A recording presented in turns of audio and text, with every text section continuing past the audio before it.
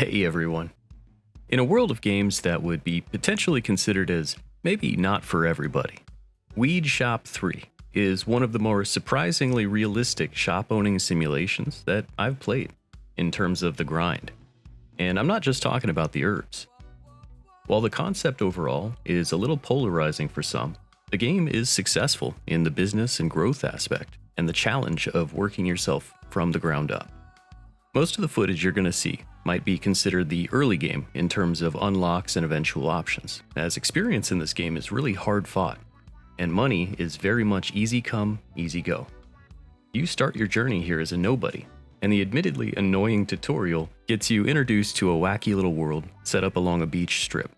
You meet burnouts, tourists, locals, and eventually influencers. Each group is a customer base of its own that need to be won over through upgrading, decorating your shop, as well as pounding the pavement, handing out smokables as samples. If your product can impress, you might gain yourself a new repeat customer.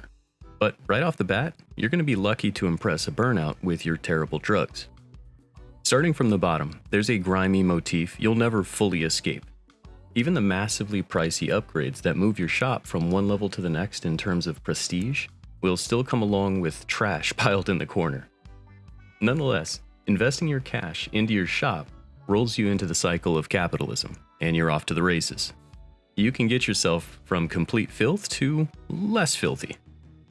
Growing your own products, you choose what type of equipment you want to use.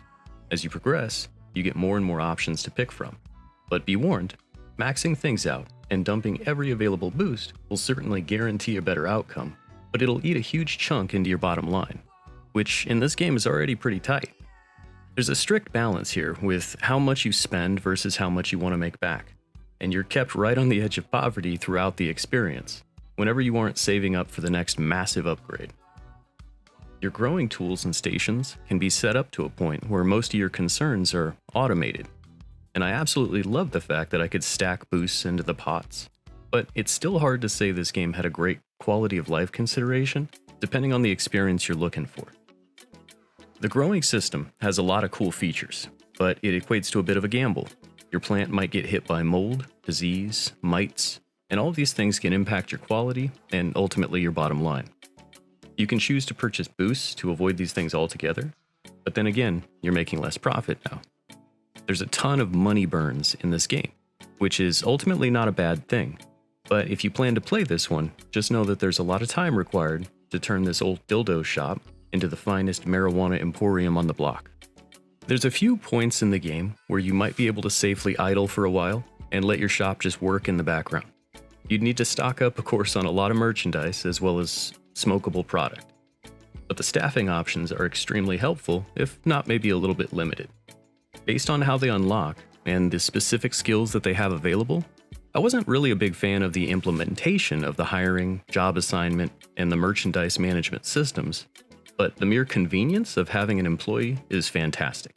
Cashiers are straightforward, but you can have a merchandise manager to stock up your items, a publicist type person to drive business into the store, a bouncer, just to name the first few. The tutorial of this game prepares you for most things, but I immediately regretted having to go through it. It locks you into a lot of useless dialogue. One of the things the game doesn't really mention is the Snitch, which is a character that pops up around your shop and starts driving down your popularity with the people in the street, your customers. If you don't notice the Snitch, soon you won't have any customers, so it's important you beat him over the head whenever you see him. If he's done any damage, you'll have to hit the bricks again and earn that business back. As the shop grows, so does the diversity of your business in general. When merchandise purchases start to become extremely relevant, you'll find yourself ordering things in bulk in an attempt to avoid additional shipping costs, and a few other examples of good inventory management concepts. Things like this are performed through computers in your shop, which also become progressively less terrible as you move up. As I play, I do wonder if having this system be a bit more automated wouldn't have been a bad idea. I'd have loved to see the ability to just set order minimums or alerts, or even just have these things somehow move directly to my merchandise manager rather than having to manually move each thing over.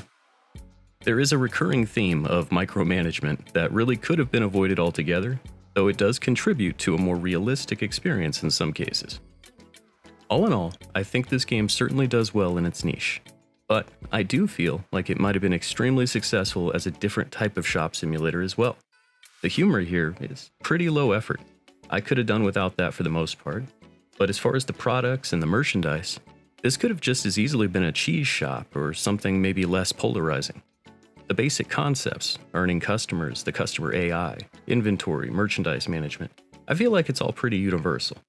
There were even systems in place to do things like discount products or haggle in the streets, though admittedly I didn't make much use of those myself. Another noteworthy addition is the interactivity with Twitch, which might make for a fun experience. Again, it's not something I tried out, but just like Noita, it looks like streamers can have their chat interact with the game on some level. You can install televisions also into your shop, which have functional web browsers as your TV screen. So if you don't have multiple monitors, for example, you could technically multitask and be watching YouTube or Twitch in-game while you run your little empire. Could many of these game systems still be improved? Absolutely.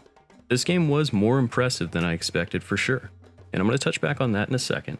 But if you judge it solely as a shop simulator, there's some questionable UI choices and management workflows that make it a little frustrating to grind out in the long term, in my opinion. Going back to what I expected though, I think the premise of the game itself dropped my expectations enough that the experience was surprisingly great. Whether or not that's what the developer was going for, I'm not sure. The game is good, though it's a bit grindy and repetitive at times. If it looks like something you'd enjoy, I'd say it's worth checking out. I've always enjoyed shop-based games like Racketeer or Moonlighter, and this one of course feels far more focused on the shopping and the shop customization aspect, if that's what you're looking for.